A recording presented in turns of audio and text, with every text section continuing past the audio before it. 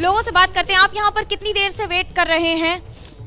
More than 2 hours. More than 2 hours यहीं पर खड़े हैं इतनी देर से? यहीं खड़े। आपको पता है आप यहाँ क्यों रुके थे? नहीं, पता नहीं था। यहीं आने के बाद पता चला है कि भाई ये लोग जाना चाह रहे हैं, संभल जाना चाह रहे हैं। पहले खुला हुआ था ये, और जैसे ही हम पहुँचे तो ब्लॉक कर दिया।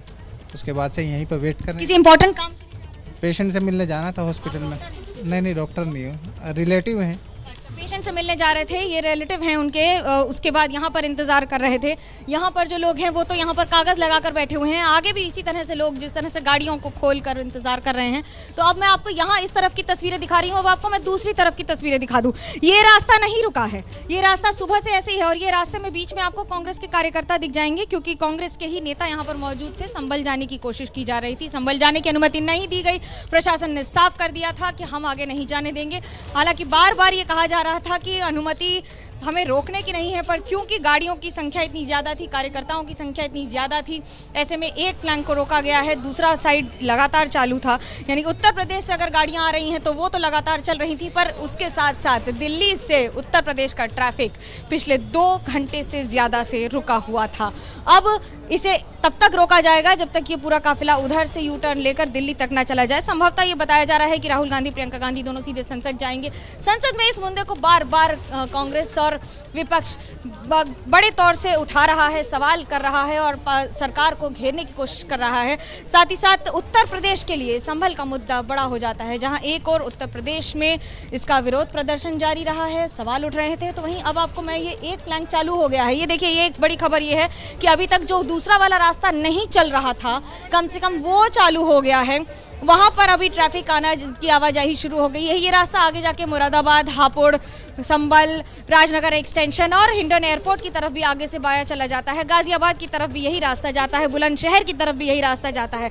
ऐसे में इन सब के बीच में जब रास्ते रोके जाते हैं तो सबसे ज़्यादा परेशान आम आदमी होता है। हालांकि ये रास्ता एक तरफ और तो वहीं दूसरी तरफ जो उत्तर प्रदेश से यानी कि गाजियाबाद से, एनसीआर के बाकी इलाकों से आने वाले लोगों के लिए बहुत ज़्यादा समस्या नहीं हुई है। पर दिल्ली से ये देखिए, आपको मैं तस्वीरें दिखा रही हूँ, ये काफिला आता हुआ राहुल गांधी, प्रियंका गांधी, सुप्रिया नेत, केसी वेणुगोपाल, सभी आला नेता एक साथ हूटर बजाते हुए सीधा यहाँ से निकलते हुए। अभी तक ये लगातार विरोध प्रदर्शन चल रहा था यहाँ पर, यहीं पर इंतजार कर रहे थे। आगे जाकर बार बार संभल जाने की बात हो रही थी, पुलिस से बात हो रही थी, प्रशासन से सवाल उठाए जा रहे थे। राहुल गांधी ने यह भी कहा था कि मैं अकेले जाने को तैयार हूँ, मुझे अनुमति दीजिए, मुझे आपकी गाड़ी में जाने को तैयार हूँ, यानी कि प्रशासन की गाड़ी में जाने को तैयार हूँ, ज़रूरत नहीं है मुझे यहाँ पर रुकने की।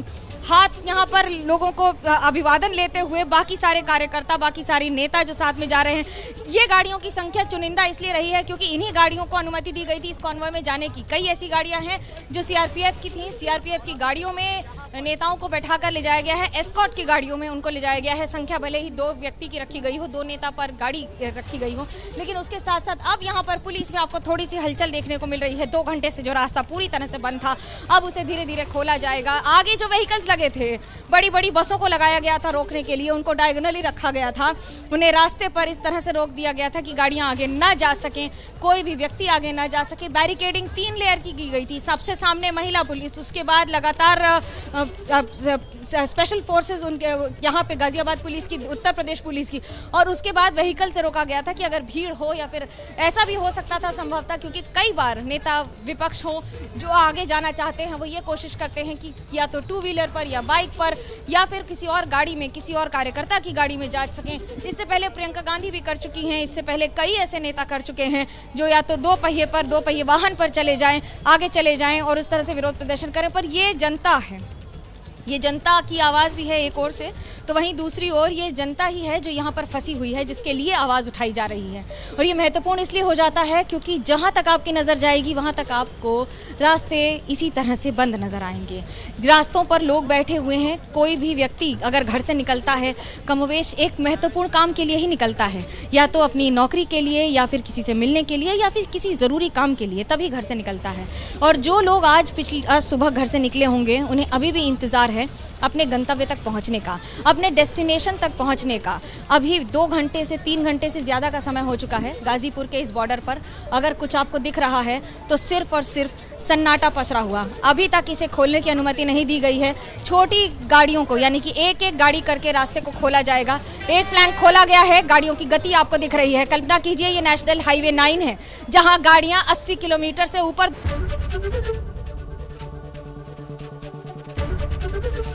एबीपी गंगा, खबर आपकी, जुबान आपकी।